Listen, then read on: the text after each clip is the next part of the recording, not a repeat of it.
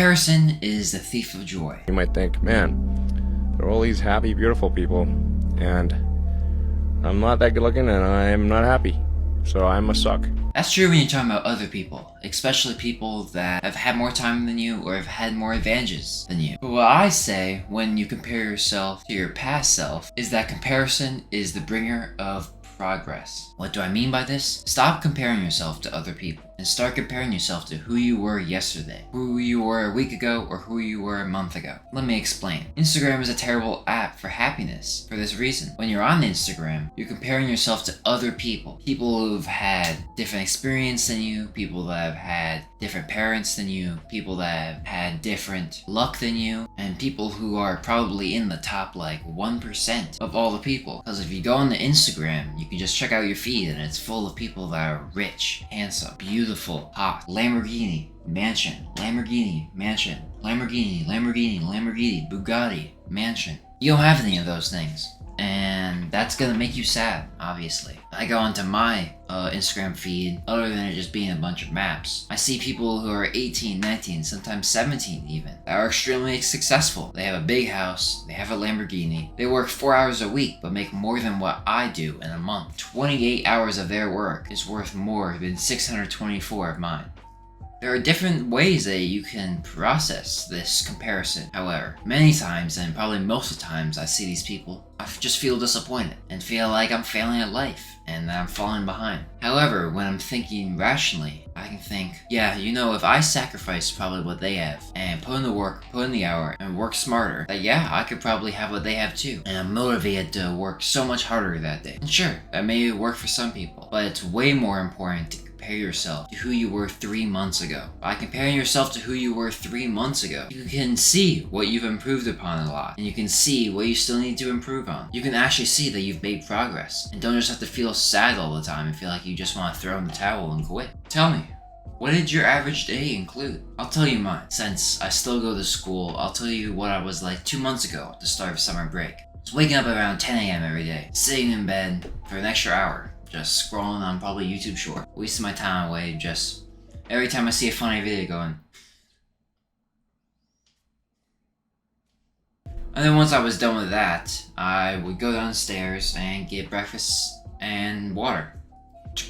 One good thing. Let's say hi to my family, and you text my friends to see if they were free today. If the answer was yes, I would go hang out with them, and we would play basketball, swim in our pool, play board games, maybe play on the Xbox a little bit.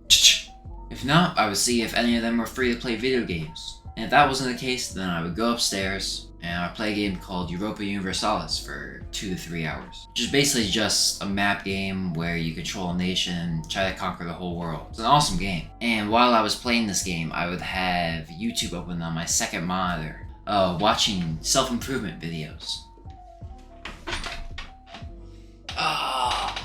The hypocrisy.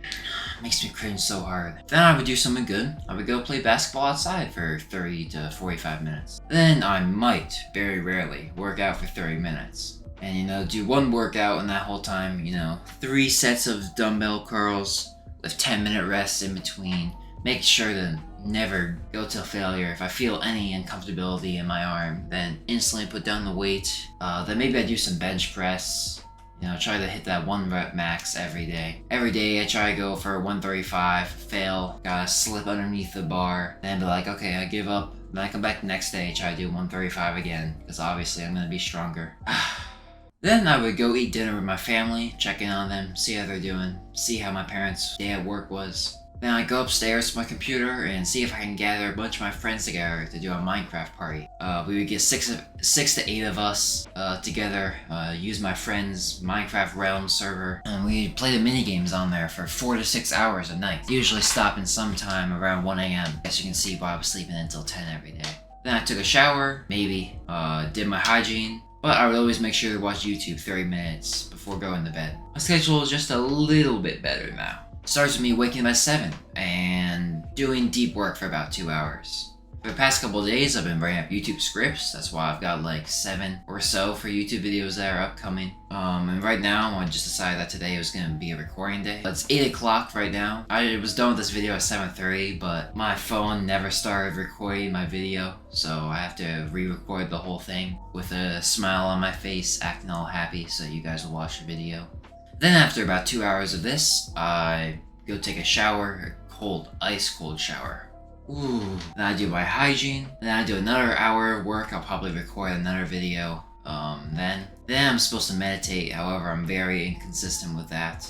To my own fault. Might have done it 2 times in the last 2 weeks. Then I do either my chores or gym first, whichever one just works for my dad's schedule the best.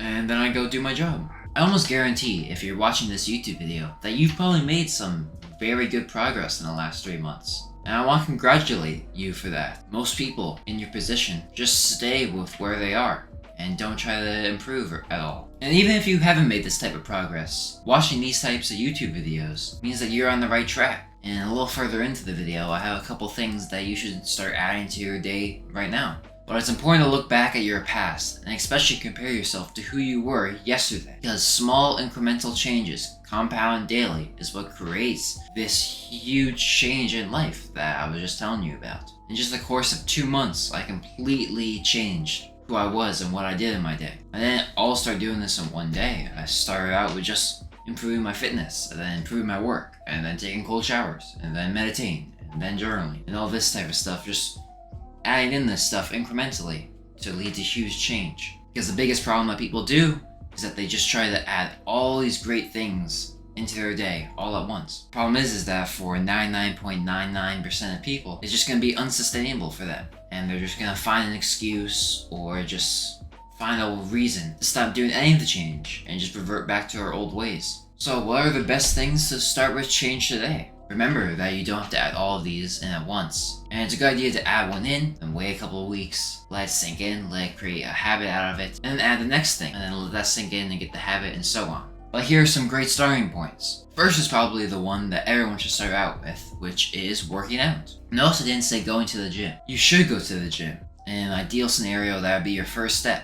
For some people, it's either not possible, or it's not going to be worth it for their time because they're just maybe perhaps not strong enough. You want to start going to the gym immediately? I think that's a great idea because it, one, probably gives you a financial motive, and you think, oh, I might as well go to the gym, otherwise I'm just wasting this money. And it also gives you an environment bonus because you're not in your home environment, so you feel like you should take advantage of this time as best as possible and just try to get out as quickly as possible. Whilst, of course, making sure to keep the intensity good and do all your exercises. But it's beneficial for a lot of people to start out with bodyweight workouts. Can't really go wrong with push-ups, pull-ups, and weighted squats. I know I said body weight, but how the heck else are you supposed to work out legs without weights? I mean, your legs literally carry your body weight every single day. And try to set a predetermined time to work out or go to the gym every day. This is so you can create a habit, and so it doesn't feel like a mental war in your head every day. Because for a while, I would want to work out, but I would say, oh, I'll just do a layer. I'll just do a layer. I'll just do a layer. Here comes 8:30, and I'm like, holy crap, I haven't worked out. So then I go down in the basement an hour before going to bed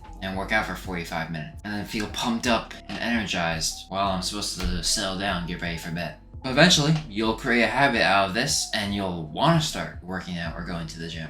Probably because of all these benefits you're seeing. I mean, you're looking more muscular, you look better, you look more attractive, you'll probably be more confident, and you would have built your first productive habit that will make other habits so much easier to implement. Like working on a business, side hustle, or school. Basically just work on something productive. All this free time you have. And even if you don't think you have free time, go to the screen time setting on your phone and you're gonna find like 2 hours where you could actually find some free time there. If you know what you want to do and it involves school, and work on studying, work on doing extra credit assignments, work on joining clubs and whatnot that look good on a resume, try to become a president. Not sure what you want to do, I'd say work on a business or a side hustle. Feels dumb to me that you would spend 4 years of your entire life working on something that you're not sure if you even want to do. That's a huge problem today because kids feel like the need that they have to go to college and whatnot, and then realize that it's just not in the books for them. It's not what they want to do. It's not what they feel like they're meant for. And if you create a business, it could be life-changing or it could fail and you can learn some very valuable lessons on the way. From my YouTube, I've learned video editing, which people have actively reached out asking for me to edit for them, for money, but not a high enough amount for me to actually care. I've also learned how to write faster and write better. I mean, my old YouTube scripts are terrible compared to what they are. Maybe I'll like release it in a video and show you how bad they used to be. Or how I've learned to create interesting videos, I guess. And like keep valuable information throughout the video instead of just putting in a bunch of fluff, I guess you could say. And learning how to speak and be interesting while you speak. Even if my business fails, these skills will help me in my life, because when you live in a capitalist society and you are good at a number of skills, someone will pay you for one of those skills. America! Got my blue on for that. I got my... Next is meditation and mindfulness. This one is the one I told you I really struggle with, but I also excel at. And you might think I'm just talking about myself, just to boast and whatnot, but this will come back and help you realize the benefits of meditation. I'm a very mindful person. I notice the sign language of other people. I notice how my thoughts are affecting how I carry myself, what I say, and what I do. And I notice how my emotions in a specific time are affecting what I might say to someone. However, meditating has always just been difficult for me. I've maybe meditated twice in the last 3 weeks. But I can tell you how useful being mindful is in your life. There have been plenty of times I've stopped myself from doing some very regrettable actions and saying some very regrettable things because I was able to notice my thoughts and say to myself, is what I'm going to say the rational and logical thing to do? Or am I letting my emotions control me? Am I going to say this because it's going to feel good now, or because what I'm saying is going to help me overall and in the future? And meditation isn't too difficult. A lot of apps like Calm and Headspace I felt like just haven't worked because I guess I would say you have to pay money to get most of the features. I decided to use the app Medito. It's just a free donation-based app where you can just go to daily meditation, listen to the guy. I listen to Will most of the time for 5 minutes, and then you just follow what he says. You just breathe in and breathe out. Focus on the breathing. And then your mind is gonna obviously wander, and then when it wanders, you notice the thought, you say, okay, you let it pass through, and then you start focusing on the breathing.